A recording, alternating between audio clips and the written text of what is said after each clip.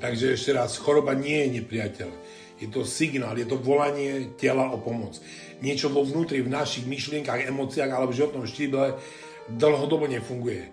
A telo to začne ukazovať. Najprv únavou, bolesťou, problémami so spánkom a neskôr zápalom alebo vážnejším ochorením. Keď človek dlhodobo žije pod tlakom, stresom, strachom alebo smútkom, jeho telo sa dostane do stavu preťaženia. Svaly sú napäté, telo je v strehu, regenerácia sa zastaví.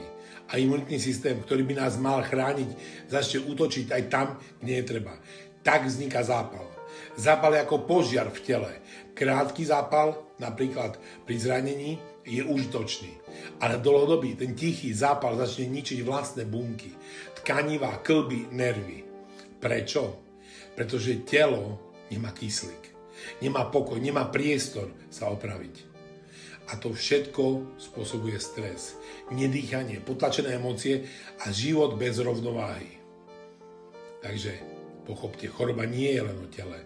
Je to prepojenie tela, mysla a duše. A preto nestačí brať tabletky. Treba obnoviť vnútorný pokoj, vedomý dých, energiu a dôveru v seba.